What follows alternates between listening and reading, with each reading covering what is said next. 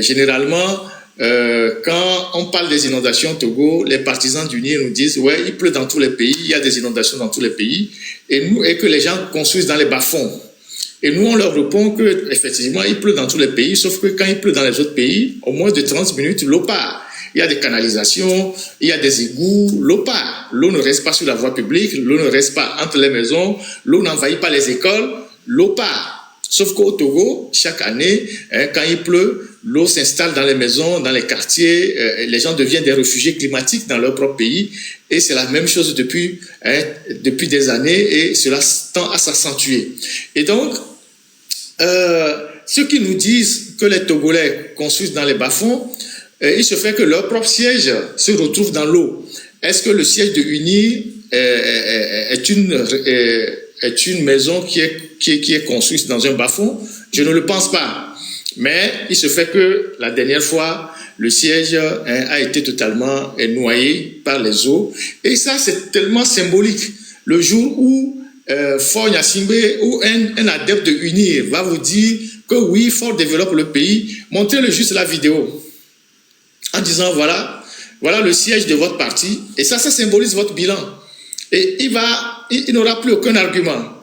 Donc, le siège du parti qui dit vouloir développer le Togo se retrouve dans l'eau. Et je pense que c'est vraiment très, très, très symbolique.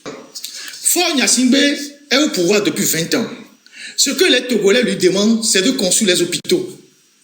C'est de construire les centres de santé modernes, d'équiper ces centres-là, de relever les plateaux techniques, d'avoir en sorte que les Togolais, où qu'ils se trouvent, qu'ils soient dans la région des savanes, dans la région de la Kara, dans la région centrale, dans la région des plateaux et dans la région maritime, que des gens aient des scanners, que des gens aient des radios, que des gens aient des ambulances, que des gens aillent se soigner à des coûts gratuits.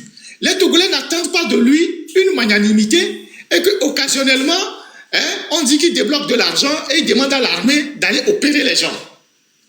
On ne demande pas ça de lui. C'est pas pour ça qu'il était au pouvoir. C'est pas pour ça qu'il est au pouvoir depuis 20 ans.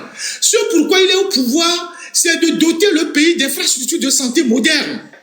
On ne lui demande pas de faire de la magnanimité. On ne lui demande pas de faire le papa bonheur quand il est à la maison et qu'il est tranquille, il s'est bien réveillé, il dit « Ah, les militaires, allez opérer les gens. » La République, ce n'est pas une ONG. Il est à la tête d'une République. Il n'est pas à la tête d'une fondation Gnassingbé et fils. Il est à la tête d'un pays, d'une République. Et la mission de celui qui est à la tête d'un pays, c'est de construire les routes, c'est de construire les hôpitaux, c'est de construire les infrastructures, c'est de mettre les conditions qui permettent aux populations d'aller se soigner. Et non de venir manipuler les gens. Ça fait des années qu'ils font ça. Et ils le font même à des faits électoralistes.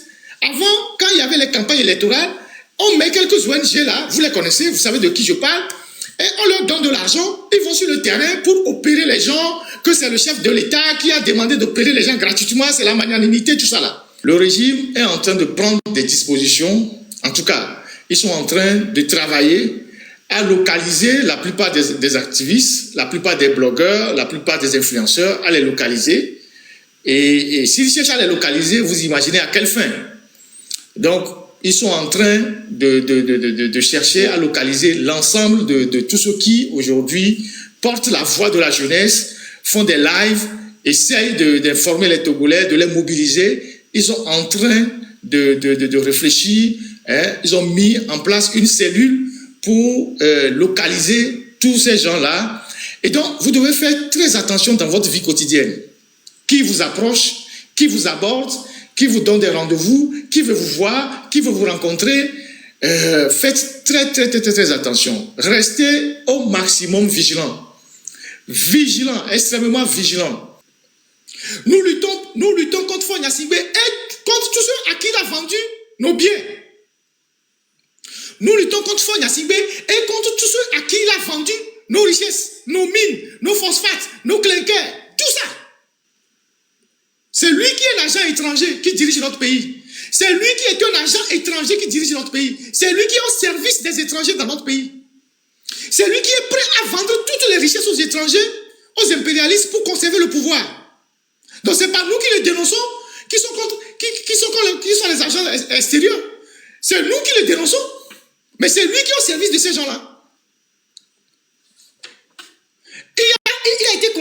récemment un centre de téléconférence à Djidjolé là-bas, en face de nous. Vous savez qui sont ceux qui ont eu le contrat? Allez regarder.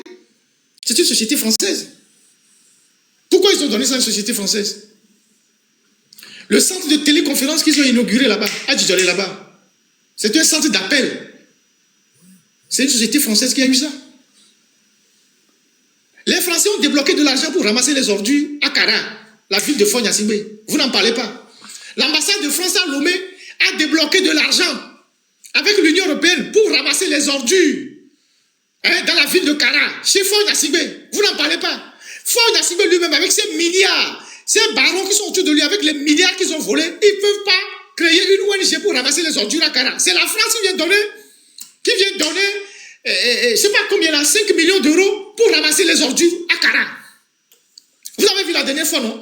Les Français ont publié ça sur leur page, non? L'Union européenne aussi a publié ça. C'est l'Union européenne et la France qui donnent de l'argent pour ramasser les ordures à Kara. Alors, arrêtez de raconter des conneries. Celui qui incarne les intérêts de la France, là, il est au palais à Lomé là-bas. Occupez-vous de lui. N'inversez pas les charges de la preuve. Donc voilà. Donc si vraiment les Français veulent faire partie, là on est content. Donc c'est une bonne nouvelle. Si vous le dites vraiment, si vous y croyez vraiment, alors on va dire alléluia. C'est eux qui l'ont mis là-bas. S'ils décident de le sauter, nous allons seulement applaudir. C'est tout. Vivement que ça arrive.